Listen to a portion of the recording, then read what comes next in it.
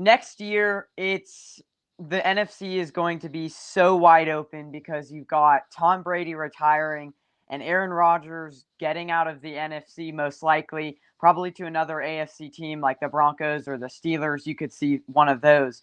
So the NFC is going to be so wide open this year that, the 49ers, it's really going to be hard not to make the playoffs and be one of the top seeds in the NFC. So I think this year, like Trey Lance, it's going to be a good year for him because it's almost going to be easier this year than it was last year, even though you'll still have the Rams in the NFC That's and what I was going to everything say. It's else. still a very tough Right. division, though. Like Arizona, everyone jokes about them. They were 8-2. When Hopkins is there and Kyler's there, they're a very tough team, even with that ridiculous coach they have. And Right. I don't know. I still wouldn't count out Seattle. It's like the Niners can't beat Seattle, so Right. it's still a tough division.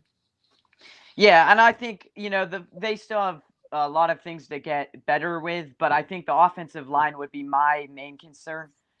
Because I think cornerbacks, we actually saw a very encouraging thing with the corners this last year.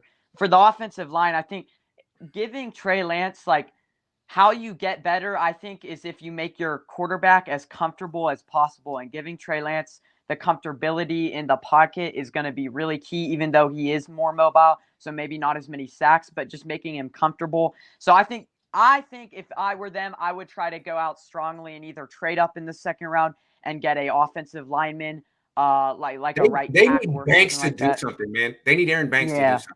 They that's drafted a true. guard in the second round last year. They need Last him to year. do something. Yeah, I don't know. Maybe they'll go after somebody later on because it's going to be interesting to see what they get in the second round because they have two guys. They have Jalen Moore and Banks who both could do something, but I have no idea like what they're going to do. So it's going to be interesting to see how fervently they go after right tackle in the draft. If they really make it a priority, if they draft one later on like they did last year. I mean, it seems like Tom Compton, Colt McKivitz, Jalen Moore, all are cheap options that I would prefer over McGlinchey. So I'm curious to see what they do there. They need Banks to do something. Brunskill's fine, but he's a super backup, not a super starter. Right. So Mike McGlinchey, like I've never really understood it. Can you explain it again? Like, how does Mike McGlinchey? How can we not cut him? Is it like a They bunch picked of up his fifth-year option. It's fully guaranteed. Okay, so how much would that be? Like $8 million, like $11 million. Oh, wow. Okay. So I tried to tell him. I was like in press conference, like, so are you going to pick up McGlinchey's fifth-year option? And Kyle's like, I don't see why we wouldn't. Oh, see, I just want to wear the quality control things to the press conferences so they know it's serious. Yeah. It's interesting because the 49ers are like willing to admit some of their mistakes with all the coaching things. And I think Anthony Lynn was a really good signing. But with some of their mistakes, they're not willing to admit it. And I think a lot of those mistakes are obviously the first round picks that they've made.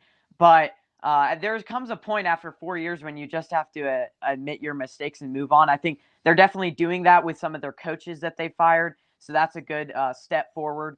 Yeah. So. Good call, man. Good to see you. Don't be a stranger. Thank you. Yeah. All right, man. See Bye. ya. Let's slow down on Trayton Kittle. His best season came when Beathard and Mullins were playing.